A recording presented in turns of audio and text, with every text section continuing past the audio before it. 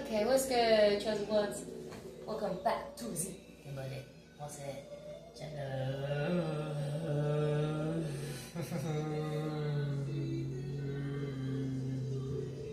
Where we talk about awesome things literally all the time.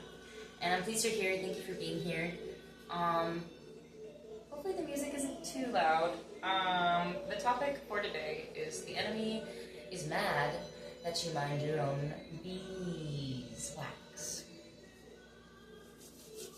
So it does behoove us when we're sober-minded, because then we're not as able to get caught off guard. And welcome the new subscribers.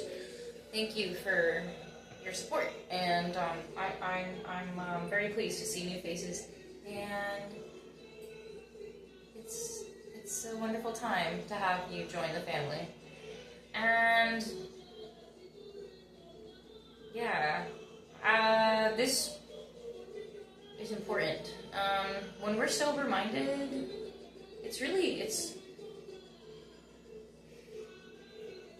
I do believe that it is harder for the enemy to attack when oh, okay, interesting.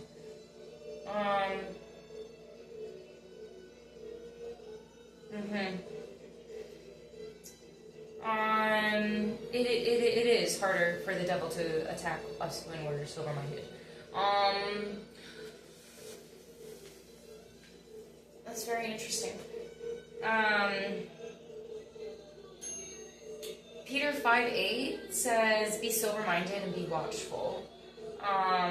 Your adversary, the devil, prowls around like a roaring lion, seeking someone to devour.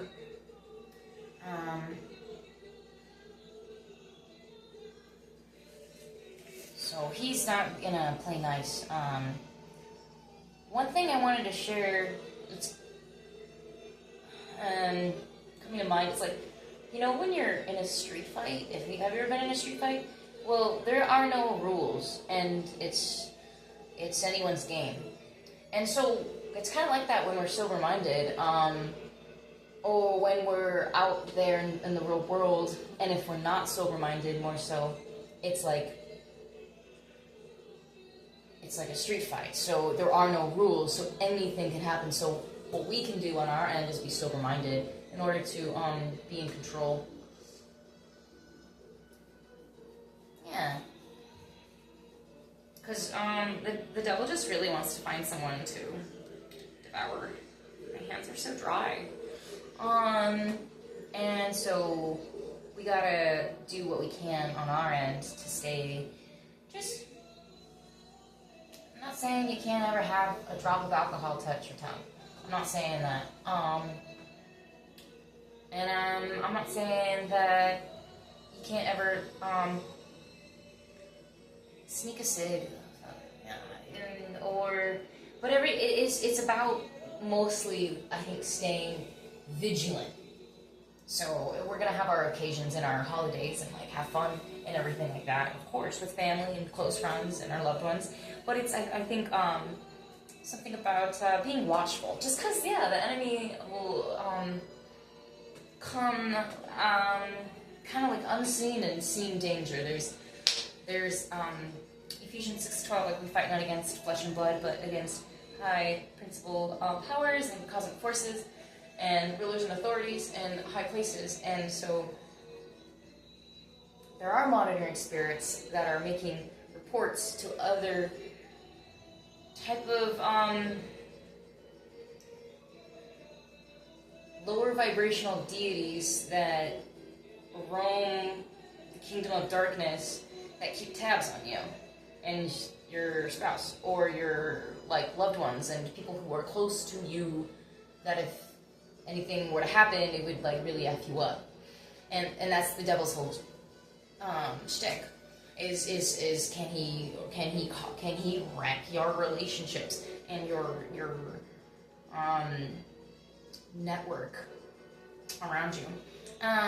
It's always the people closest to you that will. It's something about the household has more enemies, and sometimes the brother is more of an adversary than somebody who's a complete stranger. So the devil is always either working for the people closest to us in our lives to bring us to our own downfall, or to get us to betray our own faith with God, or he's straight up attacking your relationships. And so when we're sober-minded, be watchful. It helps.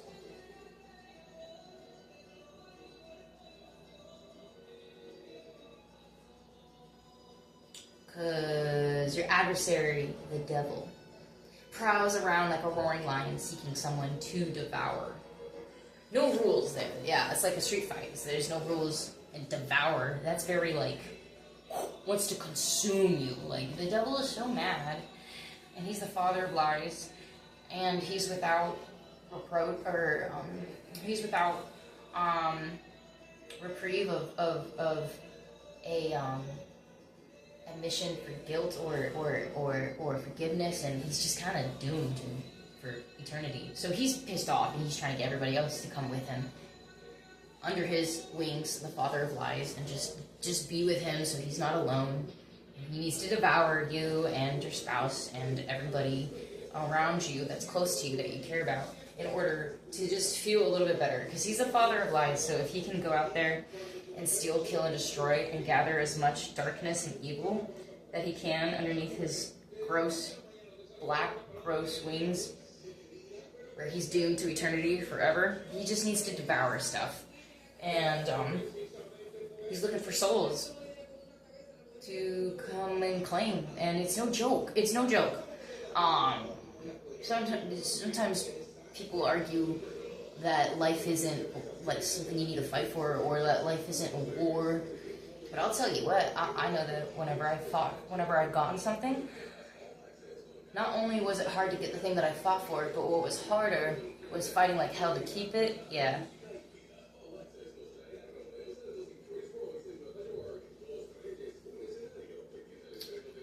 And when we're putting all of our faith in God, it's like, it's going to be a war even more so, because we can kind of do all the right things and literally still get attacked like out the wazoo. But God does see you doing all the right things, and he plans to reward you. But it's like a bummer that we can do all the right things and still sometimes receive disappointment. But that is that is like the devil's shtick. It's like close but no cigar, and family curses of poverty, or strings of disappointment.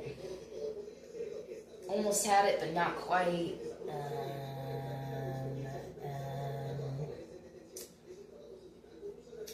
Infirmities, like family curse of like infirmities, or job loss, or mental illness, like within the family. And so it's like, it is a war. It is a war.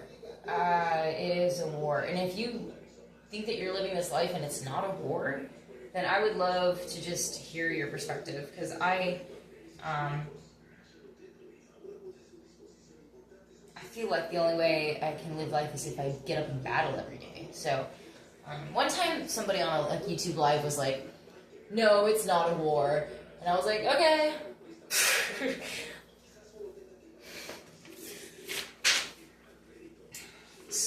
That was like years ago, or a year ago, or something. But like, it stuck with me. I was like, it's a war. We're living a war, dude.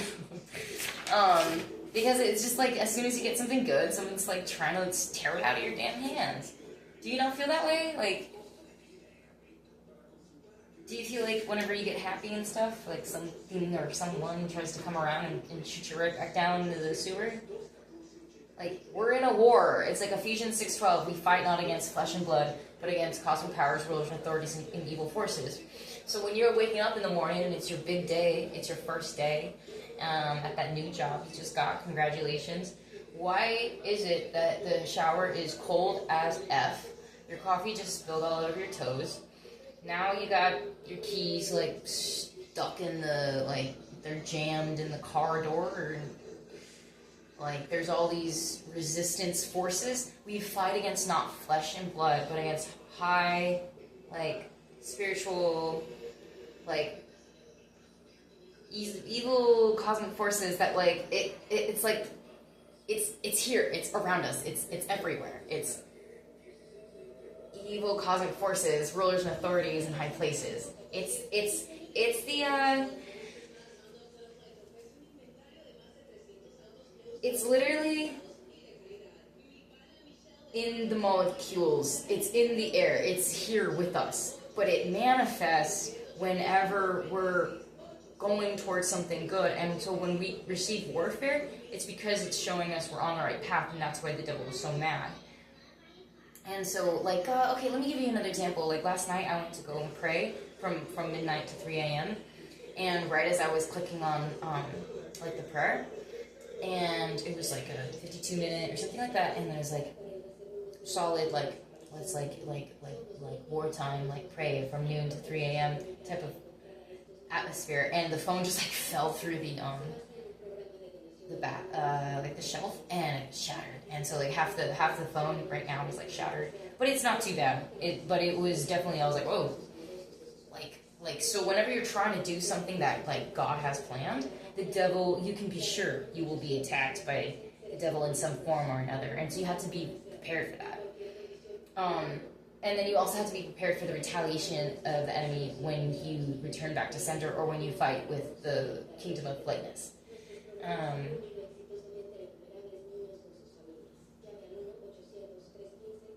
I do believe we have to fight like hell to keep what we have, and the only thing harder than that is actually getting to the point where you get the thing that you want after you worked like really hard to get it. Crabs in a bucket, crabs in a bucket, crabs in a bucket, crabs in a bucket. You know, one trying to climb out, the other one's trying to pull the other one's back down. That's just, yeah. And so the topic in the message for tonight is that the enemy is mad that you're minding your own beeswax. In other words, the enemy is mad you're minding your own business.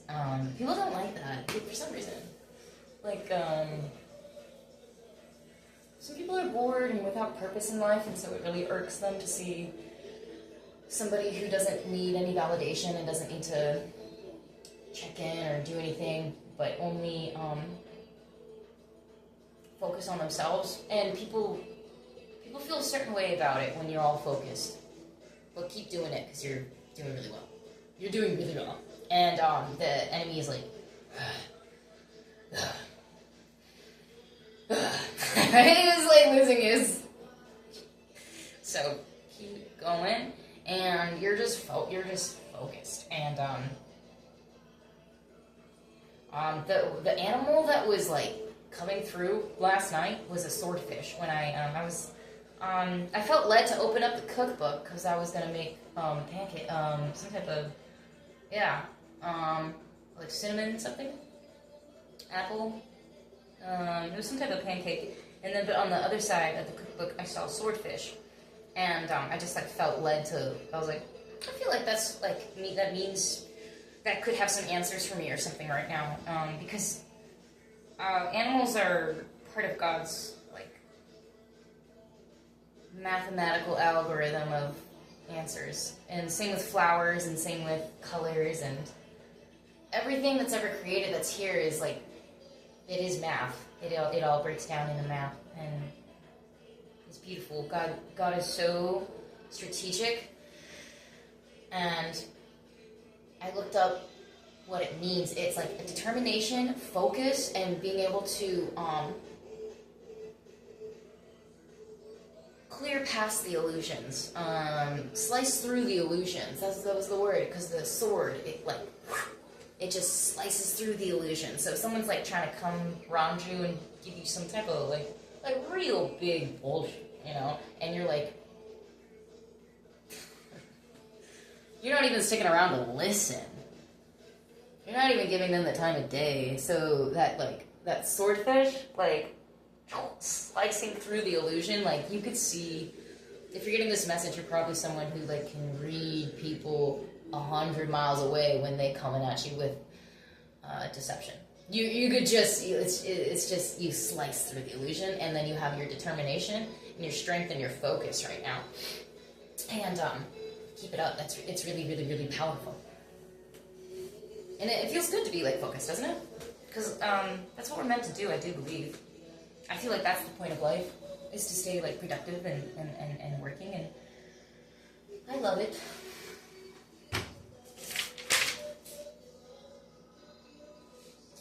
Right, and so when people be coming at you with like deception, and like they got some nerve coming to you, because you're very powerful, and they got some nerve coming up to you trying to sell you some major BS, and so God just nothing. Oh man, He detests lying lips, and woe to those who lie to your face, and woe to those who go to great depths to hide their plans from the Lord, who do their work in darkness and think, who sees us? Who will know? And those people that are like that, they are, they're dangerous. And that's Isaiah 29:15. And so maybe you're watching this video and you're like, man, people have gotten away with a lot, and I've been robbed of well, it feels like just about everything that I actually kind of wanted in life, but I'm still here, and that's good, so good. But I really did kind of put up a good fight, but I still feel like the devil got a big chunk of my fucking destiny or some shit, you know. And you're like upset, and you're like, and it's like God is gonna come after those people like very quickly, and anything that was like told to you that was, you know, not the truth, or you were given lip service, or, you know, they gave you some placeholder type of story. It's like,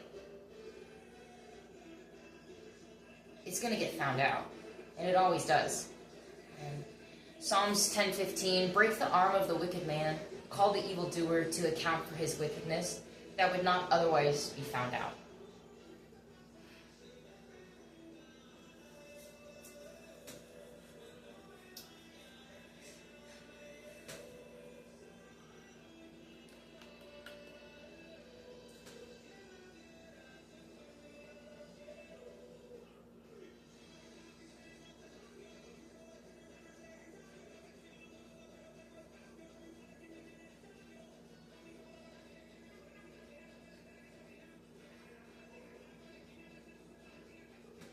And they say that, wow, Mexicans, you know, we have the most fun, okay? I don't want to hear it. We may do other stuff. We have the most fun, okay? Mexicans are the best. We're the best. I don't know what else to tell you. I love it. The Latinos, dude. Have you ever been to a Latino party? It's the fucking shit, dude. Anyway. Those guys and girls, or anybody who just tries to come at you with, like, that type of heavy, like, dark kingdom, evil devil energy, like, succubus, incubus, just not the right intention. Pay attention to how your body feels when you interact with people. Pay attention to how your energy shifts and how your body physically feels when you interact with other people, because we are little vessels of like auras as well. There's like 7 layers. There's like 7 auras. There's like 7 layers that come off of us. But that's why, like, if you're in a grocery store, you can kind of sense someone walking up behind you, and you kind of just like move. Like, subconsciously, you kind of move out of the way to be polite, but you don't even look at them, but you kind of know. Like you use, like, your peripheral and like, your spatial recognition, or whatever that is. Spatial depth. Yeah. And you just kind of know how to move your body around the person who's, like, looking, like, different salts to get, and mustard. And you just pay attention, like, in your stomach area, if you get a headache all of a sudden, you start talking to, like, we are energetic vessels, so that's a good way to just get away from anybody that has, like, you know, the ill intention, but they're like putting on the smile. Nothing gets more old than that. Am I right? Nothing gets more old than that. Like, man, that...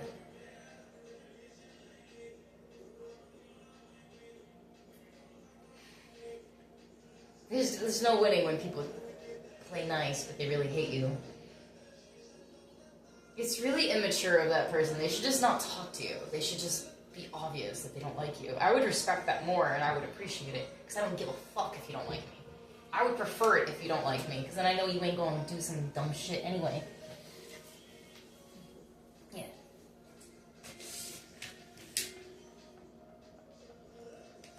Excuse my language, but you know, every once in a while, it helps make the point, and I also just tend to swear.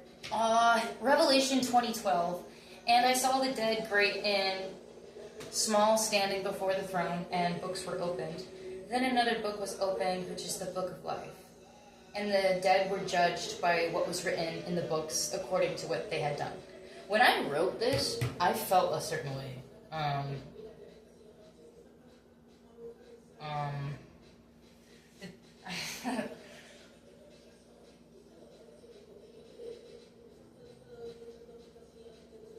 Have you ever, like, woken up and and thought, my life is shit, and I hate myself, and I'm never going to receive the justice that I feel like I deserve, and most of the things that I wanted in my life were kind of taken away right out of my hands, and how is it that these evildoers get away with what they manage to get away with? It's like, but it's not like that. It's really because at the end, they will be judged by what was written in the books according to what they had done. And I was actually reading the Quran earlier today because it was staring at me. Sometimes books stare at me. Sometimes, yeah. And so I felt led, and so I read a little bit of the Quran today. And it was talking about, like, pain and punishment, and I was like, okay, I get it. Jeez, the people who have wronged us, they're gonna feel pain. But it was like, it made me feel a certain way.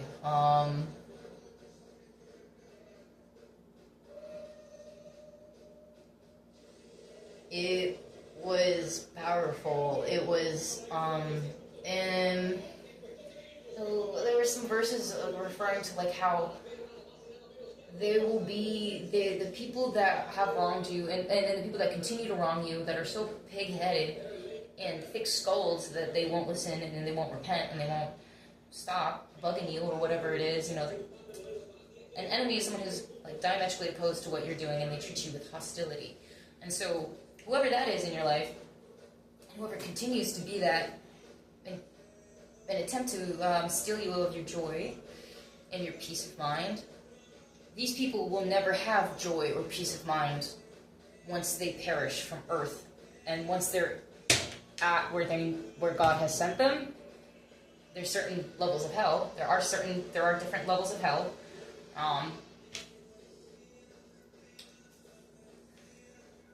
They will be like a soul, but they won't have a face to look back to. They'll hear their voice, but they won't recognize their own identity. It will be this most disorienting,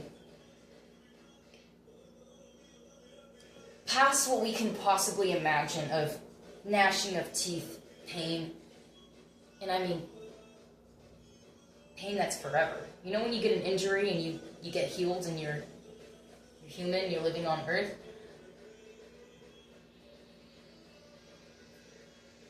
There is no remedy in hell. It's forever pain. It's forever punishment.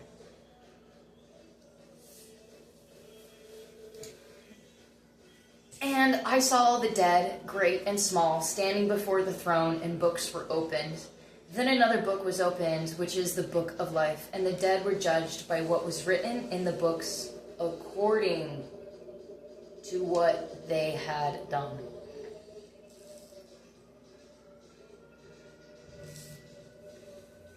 It made me feel a certain kind of way.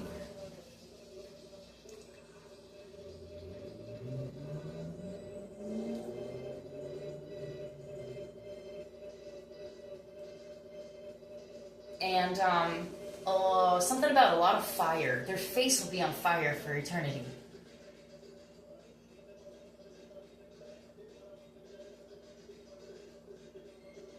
Something about a lot of fire. A lot of fire. And flesh burning. And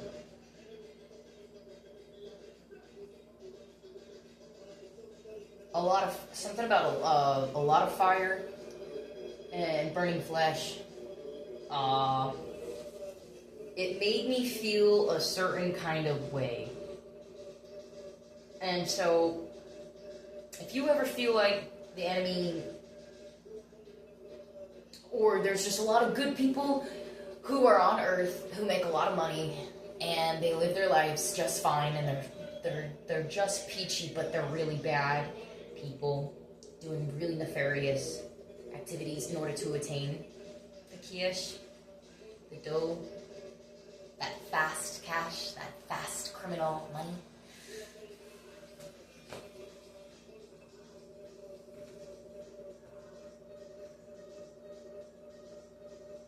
It's not going to be pretty. It's just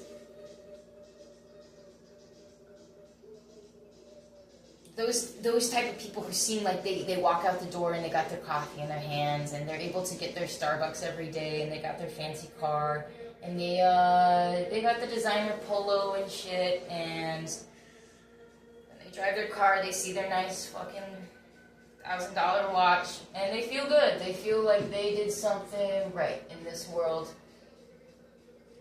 Those shades that they got on, Coco Chanel, they make them feel just a little bit better about the bad things they'd be doing out here. They think they got it all until they're going to that certain place where it's forever punishment and forever pain with no healing.